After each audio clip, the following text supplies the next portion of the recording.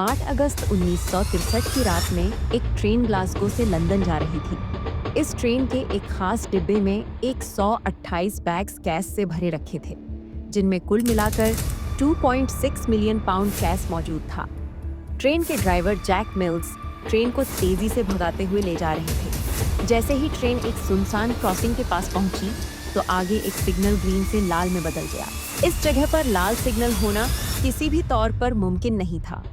Royal mail की train को आमतौर पर यहाँ रोका नहीं जाता, लेकिन फिर भी जैक ने बिना देर किए ब्रेक लगा दिए और चारों तरफ खामोशी छा गई। इसी खामोशी में छुपा था एक ऐसा प्लान जो इतिहास की सबसे खतरनाक चोरी को अंजाम देने वाला था, the great train robbery. London का एक कैदी ब्रूस रेनॉल्ड्स और उसके साथी छोटी-मोटी चोरियां करके थक चुके थे। तो ब्रूस रेनॉल्ड्स ने अपने कुछ साथियों की मदद से एक प्लान बनाना शुरू किया। ब्रूस रेनॉल्ड्स के पास रॉयल मेल की एक ऐसी जानकारी थी जो उसे करोड़पति बनाने वाली थी। ये जानकारी उसे रॉयल मेल सिस्टम के अंदर से मिली थी। किसने दी, यह आज तक रहस्य है। बस इतना तय था कि वह शख्स बहुत ऊंचे ओहदे पर था। उसी ने ब्रूस को बताया कि ग्लासगो से लंदन जाने वाली ट्रेन में एक खास डिब्बा लगाया जाता है, जिसे हाई वैल्यू पैकेज या HVP भी कहते हैं, और इन्हें यही डिब्बा लूटना था। इस डिब्बे में आम दिनों में भी भारी रकम होती है, लेकिन कुछ खास मौकों पर, जैसे बैंक हॉलिडे के बाद, यह रकम कई गुना बढ़ जाती है। और किस्मत से डाके वाले हफ्ते से ठीक पहले एक लंबा बैंक हॉलिडे पड़ने वाला था।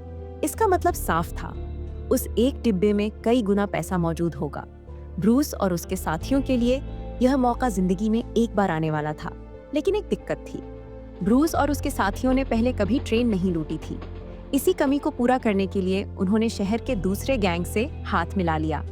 ये गैंग साउथ कोस्ट ट्रेडर्स के नाम से बदनाम था। इन्हें रेलवे सिस्टम, ट्रैक्स और मूवमेंट की अच्छी समझ थी। धीरे धीरे टीम बनती गई। कोई सिग्नल एक्सपर्ट था, कोई ड्राइवर और कोई लॉजिस्टिक्स संभालने वाला।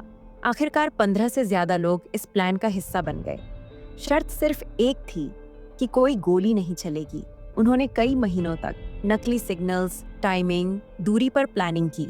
उन्हें पता था कि ट्रेन को रोकना ही काफी नहीं होगा, उन्हें ट्रेन को कंट्रोल में लेना होगा।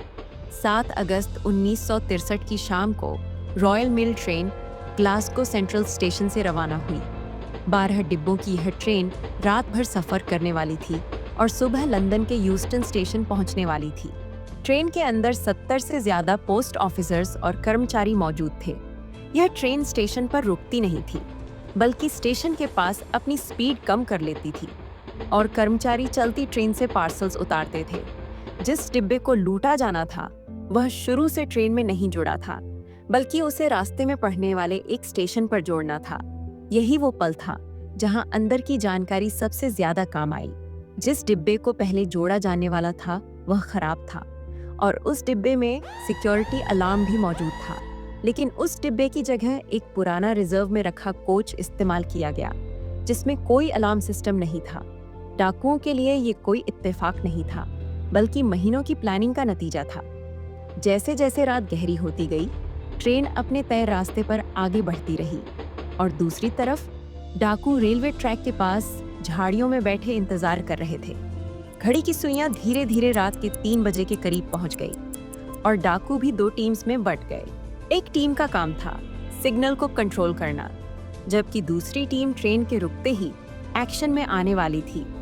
सिग्नल के पास पहुंची टीम को रेलवे सिस्टम की अच्छी खासी समझ थी। उन्हें मालूम था कि कौन सी लाइट कैसे काम करती है और किस तार से छेड़छाड़ करनी है। एक शख्स ने सबसे पहले ग्रीन लाइट के सामने एक मोटा कपड़ा फंसा दिया ताकि वह दूर से दिखाई न दे। फिर एक बैटरी की मदद से रेड लाइट को चालू कर दिया ताकि बाहर से देखने पर बिल्कुल असली रेड लाइट सिग्नल लगे और कोई भी ड्राइवर इसे देखकर यही समझे कि आगे खतरा है और ट्रेन को रोकना जरूरी है। कुछ ही मिनटों बाद दूर से इंजन की आवाज साफ सुनाई देने लगी। रॉयल मेल ट्रेन उनकी ओर आ रही थी।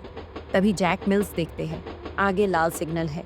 जैक मिल्स ये देखकर कंफ्यूज हो गया, क्योंकि नॉर्मली इस क्रॉसिंग पर ट्रेन को नहीं रोका जाता, खासकर रॉयल मेल की ट्रेन को तो बिल्कुल नहीं।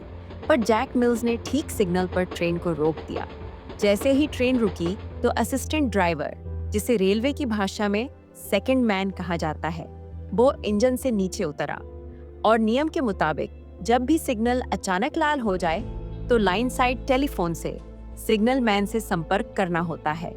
जब सेकंड मैन ने टेलीफोन उठाया और दूसरी तरफ बात करने की कोशिश की तो उसे दूसरी तरफ से कोई भी आवाज नहीं आई, और जब उसने लाइन को देखा तो लाइन पूरी तरह टूटी हुई थी। यही वो पल था जिसका इंतजार डाकू कर रहे थे।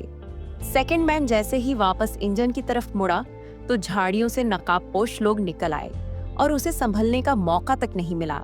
उसे जमीन पर गिराकर काबू में कर लिया और कुछ डाकू इंजन की दोनों साइडों से ऊपर चढ़ गए। इंजन के अंदर बैठे जैक मिल्स ने जैसे ही हलचल महसूस की तो उन्होंने डाकुओं पर हमला कर दिया। तभी एक डाकू ने लोहे की रॉड से उनके सिर पर वार किया। चोट इतनी जोरदार थी कि जैक मिल्स ड्राइविंग सीट पर ही बेहोश हो गए और डाकुओं ने इंजन पर पूरी तरह कब्जा कर लिया। इस दौरान दूसरी टीम ने बेहद तेजी से काम किया और इंजन के पीछे लगे पहले 2 डिब्बों को बाकी ट्रेन से अलग कर दिया, और पीछे बैठे मौजूद स्टाफ को कुछ भी पता नहीं चला। उनके लिए ये बस एक अचानक रोकी गई ट्रेन थी। डाकुओं का अगला कदम सबसे अहम था। उनका इरादा सिर्फ ट्रेन को रोकने का नहीं था, बल्कि ट्रेन के एक हिस्से को पूरी तरह अलग करके उसे 1 किलोमीटर दूर तीसरी टीम तक ले जाना था, जहां तीसरी टीम ब्राइडगो ब्रिज के नीचे ट्रक में बैठकर उनका इंतजार कर रही थी। डाकुओं ने अपने साथ एक रिटायर्ड रेलवे ड्राइवर को भी लाया था। प्लान यह था कि वही इंजन को ब्रिज तक ले जाएगा, लेकिन जैसे ही उसने इंजन के कंट्रोल्स देखे, उसके हाथ कांपने लगे, क्योंकि ये एक नया मॉडल था जिसे उसने पहले कभी भी नहीं चलाया था। इससे पहले हालात बिगड़ते डाकुओं ने मजबूरी में घायल जैक मिल्स को होश में लाने की कोशिश की। दर्द और डर के बीच जैक को मजबूर किया गया कि वह ट्रेन को आगे बढ़ाए। घायल हालत में खून से सने हुए जैक ने इंजन को स्टार्ट किया और ट्रेन को धीरे धीरे आगे बढ़ाने लगा। करीब 1 किलोमीटर का सफर तय करने के बाद ट्रेन ब्राइडगो ब्रिज पर पहुंच गई, जहां पहले से तीसरी टीम सड़क पर ट्रक में बैठकर उनका इंतजार कर रही थी। नीचे ट्रक खड़ा था और ऊपर ट्रेन। अभी तक सब कुछ प्लान के मुताबिक चल रहा था और अब बारी थी असली लूट की।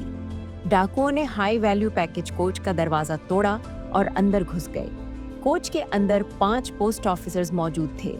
डाकुओं ने बंदूक की नोक पर उन ऑफिसर्स को रस्सी से बांधकर नीचे लेटा दिया और किसी को जान से नहीं मारा। डाकुओं का डर इतना था कि कोई आवाज निकालने की हिम्मत नहीं कर सका। डिब्बे के अंदर मौजूद थे कुल 128 भारी बैग्स। हर बैग नोटों से भरा हुआ था, 1 पाउंड, 5 पाउंड और 10 शिलिंग के नोट। इन बैग्स का कुल वजन करीब 2.5 टन के आसपास था। वक्त कम था, इसलिए डाकुओं ने इंसानी चेन बना ली और तेजी से बैग्स को ट्रक में डालने लगे। उनके पास सिर्फ 15 मिनट थे। समय के दबाव में वे 120 बैग्स ही ट्रक में लोड कर पाए। 8 बैग्स वहीं रह गए। जैसे ही आखिरी बैग ट्रक में गया तो एक डाकू ने ऑफिसर्स को धमकी दी कि अगले आधे घंटे तक उठने की कोशिश भी मत करना, और फिर अंधेरे में डाकू ट्रक को ले गए। तकरीबन 45 मिनट की ड्राइविंग के बाद डाकू अपने ठिकाने पर पहुंच गए। डाकुओं का ठिकाना एक फार्म हाउस था जो घटना वाली जगह से कई किलोमीटर दूर था। रास्ते भर वे रेडियो पर पुलिस की बातचीत सुनते रहे ताकि हर हलचल की खबर मिलती रहे। डाकुओं को लगा कि उनका प्लान पूरी तरह कामयाब हो चुका है। फार्म हाउस पहुंचकर उन्होंने राहत की सांस ली। कुछ लोगों ने पार्टी करना शुरू कर दी। किसी ने मजाक में कहा कि यह तो सपने जैसा लग रहा है। वहीं कुछ लोग असली नोटों से मोनोपोली खेलने लगे। यही वो लापरवाही थी जो आगे चलकर इस पूरी कहानी की दिशा बदलने वाली थी। उधर रेलवे स्टाफ किसी तरह खुद को आजाद करने में कामयाब हो चुका था और उन्होंने पुलिस को सब कुछ बता दिया। पुलिस ने पूरे ब्रिटेन में हेलीकॉप्टर, पुलिस की गाड़ियां और नाकाबंदी कर दी। डाकू फिलहाल सुरक्षित थे, लेकिन खतरा उनके बिल्कुल करीब आ चुका था। लेकिन डाकू मोनोपोली गेम खेलने में लगे थे, और वो भी असली पैसों से। कागज के नकली नोटों की जगह असली पाउंड नोट रखे गए और उनसे गेम खेली गई। दूसरी तरफ पुलिस ने रेलवे स्टाफ से पूछताछ की तो उन्हें एक कर्मचारी ने बताया कि जाते जाते डाकुओं ने उन्हें चेतावनी दी थी कि कम से कम 30 मिनट तक उठने की कोशिश भी मत करना। यही वो लाइन थी जिसने पुलिस को एक बड़ा सुराग दिया। पुलिस ने तुरंत अंदाजा लगाया कि डाकू ज्यादा दूर नहीं गए होंगे। 30 मिनट में भारी ट्रक के साथ वे ज्यादा से ज्यादा 46 या 47 किलोमीटर तक जा सकते हैं। पुलिस ने इसी बेसिस पर एक 50 किलोमीटर का सर्कल बनाया और उसी सर्कल के अंदर डाकुओं को ढूंढने लगी। हेलीकॉप्टर आसमान में उड़ने लगे, सड़कों पर नाकाबंदी कर दी, आसपास के गांवों और फार्म हाउस पर जांच शुरू हो गई। अखबारों और रेडियो पर खबर फैल चुकी थी कि देश की सबसे बड़ी लूट हो चुकी है। सरकार और पुलिस पर दबाव पड़ने लगा। फार्म हाउस के अंदर रेडियो से आती खबरें अब डाकुओं के लिए खुशी की वजह नहीं रहीं। जैसे जैसे पुलिस की गतिविधियों का दायरा बढ़ रहा था, उनके चेहरों पर चिंता साफ दिखाई देने लगी। अब उन्हें एहसास हुआ कि वे जरूरत से ज्यादा देर तक एक ही जगह रुक गए हैं। प्लान के मुताबिक उन्हें संडे तक वहीं रुकना था, लेकिन हालात बदल चुके थे। अब फैसला हुआ कि फार्म हाउस को जल्द से जल्द खाली करना होगा। अगले दिन डाकुओं ने पूरे पैसे आपस में बांट लिए। हर एक के हिस्से में उस दौर के हिसाब से बेहिसाब रकम आई, ऐसी रकम जिसके बारे में आम आदमी कभी भी नहीं सोच सकता। जाने से पहले उन्होंने सबूत मिटाने की कोशिश की और एक खास आदमी को जिम्मेदारी दी कि उनके जाने के बाद फार्म हाउस को जला देना। लेकिन वो आदमी लालच या डर में आकर बिना आग लगाए वहां से चला गया। यहीं पर उनकी दूसरी बड़ी गलती हो गई। कुछ ही वक्त बाद पुलिस को एक स्थानीय शख्स ने सूचना दी। उसने बताया कि पिछले कुछ दिनों से उस फार्म हाउस में अजीब हलचल हो रही है। पुलिस ने बिना वक्त गवाए फार्म हाउस पर छापा मार दिया। पुलिस को फार्म हाउस के अंदर खाली कैश बैग्स, रॉयल मेल से जुड़े कागज, एक ट्रक जिस पर जल्दबाजी में रंग किया गया था और सबसे अहम वही मोनोपोली बोर्ड। फॉरेंसिक टीम ने जब बोर्ड की जांच शुरू की तो उन्हें नोटों और कप प्लेटों से फिंगरप्रिंट्स मिले। ये फिंगरप्रिंट्स पुलिस के लिए सोने के बराबर थे, क्योंकि इनमें से ज्यादातर लोगों का पहले से ही आपराधिक रिकॉर्ड मौजूद था। एक एक करके नाम सामने आने लगे और कुछ ही दिनों में पुलिस ने एक एक करके 16 में से 14 डाकुओं को पकड़ लिया। पुलिस के पास इतने पुख्ता सबूत थे कि बच निकलना नामुमकिन था। कोर्ट ने इस केस को ब्रिटेन के इतिहास की सबसे बड़ी और खतरनाक डकैती करार दिया और हर डाकू को 25 से 30 साल की सजा सुनाई गई। इस मामले के दो बड़े किरदार आज भी रहस्य बने हुए हैं। एक वह शख्स जिसे ट्रेन चलाने के लिए लाया गया था, दूसरा रॉयल मेल का वह आदमी जिसकी जानकारी के बिना ये चोरी पॉसिबल नहीं थी। इन दोनों का नाम और चेहरा आज तक सामने नहीं आया। इस पूरी घटना का सबसे बड़ा नुकसान ट्रेन के ड्राइवर जैक मिल्स को उठाना पड़ा। सिर पर लगी गंभीर चोट के बाद वो दोबारा कभी ट्रेन नहीं चला पाए और कुछ ही सालों बाद उसी सदमे के कारण उनकी मौत हो गई। आज भी माना जाता है कि लूट का पूरा पैसा कभी बरामद नहीं हुआ और चोरी के बाद ब्राइडगो ब्रिज को ट्रेन रॉबर्स ब्रिज के नाम से जाना गया और द ग्रेट ट्रेन रॉबरी इतिहास में एक ऐसी कहानी बन गई जो यह साबित करती है कि परफेक्ट प्लान भी एक छोटी सी गलती से टूट सकता है।